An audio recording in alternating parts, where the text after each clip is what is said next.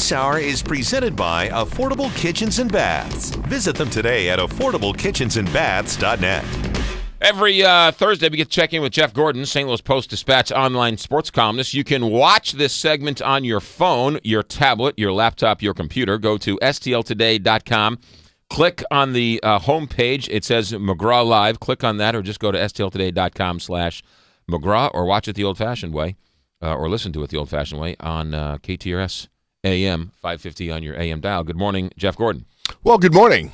How excited are you over this soccer match at Busch Stadium? You know, I'm not the biggest soccer fan in the world, but I was amazed at how quickly that match sold out and the frenzy about it. I mean, it's just a scene, and right. We've got a great slideshow up on our site. David Carson did that. I know we got a lot of soccer fans in our newsroom, and really a lot of soccer fans in the city. So this friendly, as they call it, is quite a deal. Quite a deal.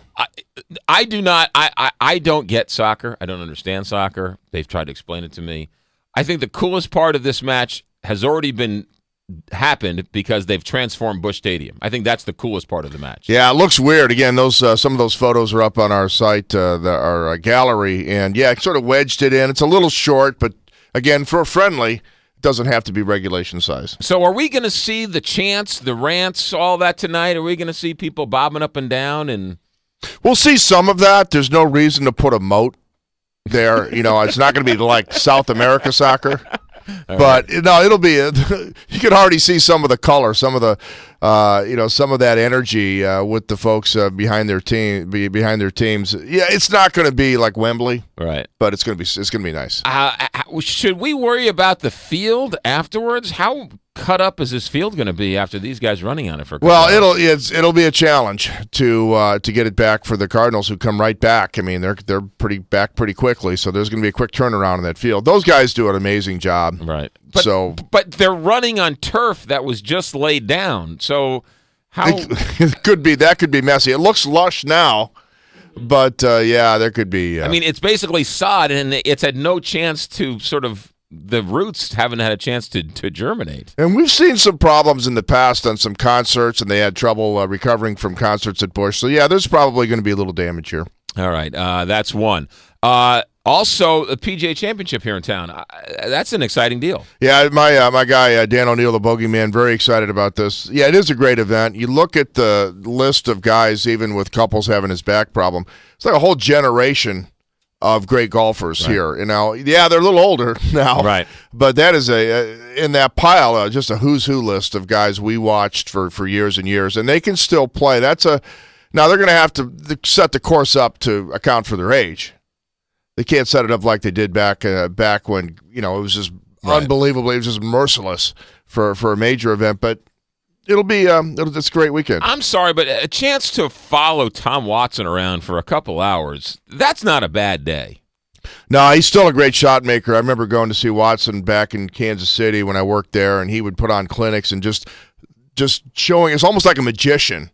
Doing some shots around, just showing people what it's like to make some of these shots out of the rough, out of the bunker.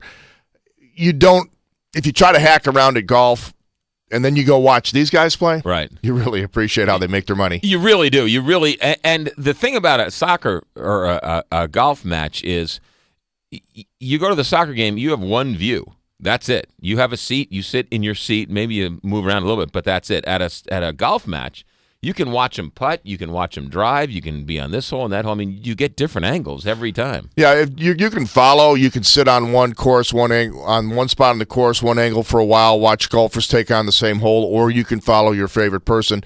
Very doable. I like to try to follow a guy that doesn't have the giant crowd if I go, but because it can be competitive. Right. Trying to get a vantage point. How hard is it, Jeff Gordon, to be a sports columnist in St. Louis when the Cardinals are doing absolutely nothing wrong?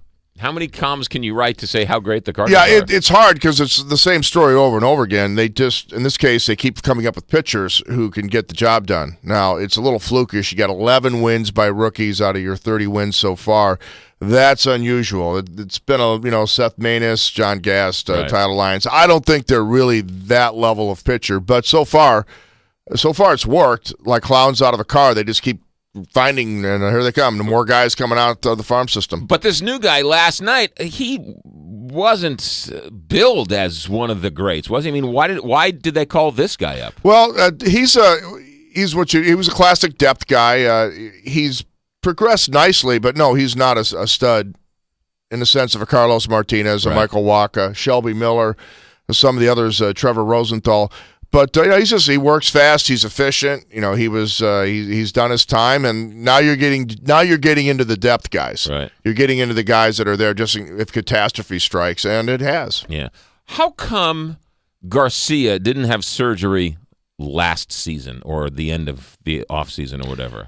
Everybody knew that the shoulder was not going to last. There was no way to prepare yourself. You can strengthen the muscle around a joint, but there was damage in there. He was going to need surgery. However, the team can't make a guy have surgery. Just can't do it. It's like Mott should have had surgery right away on his elbow. Well, we'll try to see if it heals. Furcal should have had surgery on his elbow right away. Well, right away, we'll see if it heals. Well, it's not going to heal. Right. And you can't make a guy have surgery. He gave it a shot. But what's the reason? I mean, surgery works. I mean, I know it's surgery, and I know it's their own personal health, but what's the affinity? Why are they so against having surgery? Well, most players view surgery as a last resort. And the problem with shoulder surgery is it can be dicey. It doesn't always work. Gotcha. They get in there and mess around. It's not like the elbow ligament replacement, which almost always works. Right, yeah. Because there are kids who are having that as like elective surgery in high school and college. It's like throwing on a new tire. You get some more tread. So how worried should we be about Garcia? Well, he's not coming back till next year. And the other problem is you never know if he's going to be okay. Again, remember how Mark Mulder came back and Mark Mulder just couldn't get it back together again. And there are other guys who've had shoulder problems that just couldn't ever be the same guy. And yeah, you should be concerned. He may never be the same guy. What about Carpenter? What's going on here? Does he have a legitimate shot of actually coming back? Boy, you're trained by now as a Cardinal observer or a fan to be pessimistic. Every time you say things are going to be just fine, he's going to make it. Assume the opposite. Right. So I can't get optimistic about a guy who went from retirement to full-fledged comeback again.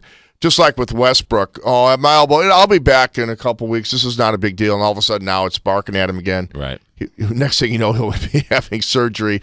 You hope right. not. But it's just, you learn that no matter how optimistic the prognosis, assume the opposite. Now, the thing with Carpenter is he had a cortisone shot.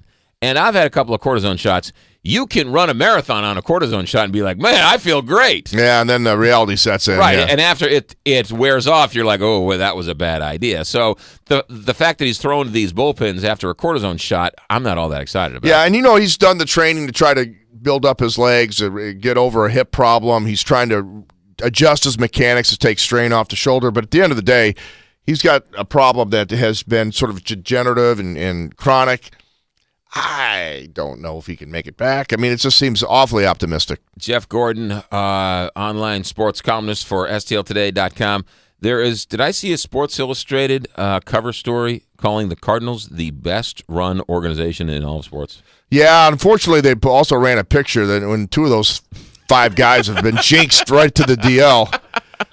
But it is. You know what? It is because they went to a model where they were going to develop players, and they just have hit an unbelievable percentage. I mean, if you could take their scouting staff and go down to the boat, you'd want to hang with them because they're just hitting everything. Yeah. Nobody hits the kind of numbers those guys hit. It just was almost a freakish few years for the organization to get that many guys. They have the best record in baseball, and they also have been named the best minor league system in baseball.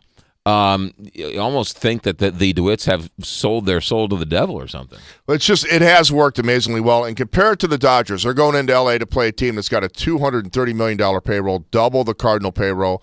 Team's a mess, other than Scott Van Slyke, our own Scott Van Slyke, who just is playing real well for him. It's a disaster. And they spent $230 million, double the Cardinal payroll. And here the Cardinals just keep bringing up guys and keep getting wins. I'm shocked that other major league teams don't look at that and say that's the way to do it. I mean, why do they keep going out and spending money on a Josh Hamilton, an Albert Pujols, Johan Santana? I mean, it just never works out. Yeah, those long-term deals. I got to think the Albert deal, the A-Rod deal. Right. Whoa. And some of these others, they're going to scare teams off in the future. And then Hamilton deal, I think, will be such a disaster for Anaheim. So, yeah. But every time you say that, like the A-Rod deal, he opted out of the deal.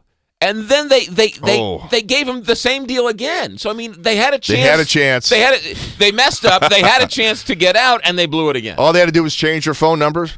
Quit taking his calls. They would have, we're out, we're done. Get his stuff out of here. I mean, when Warren Buffett said to Alex Rodriguez, "Look, you moron, take the money and shut up." Yeah. I mean, it's I don't know. It just seems to be that the people who own these teams, they're smart enough to get the money, and they're smart enough to buy the teams. But once they become owners, they lose their mind. It's like when you have too much money, you get stupid, like a lottery winner. Right. You know? And you'd like to praise the DeWitts, but it's up compared to all the other crazy owners, they look normal. Well, the one good thing that DeWitt did, and he took a lot of heat by being thrifty and by going this route, but he took care of key guys after Albert left. Took care of Molina right away. Right. Got Wainwright done. These are leaders on the team. He's taking care of the right guys. And I think they made an honest effort on Albert, but Didi didn't agree, and so they're in SoCal.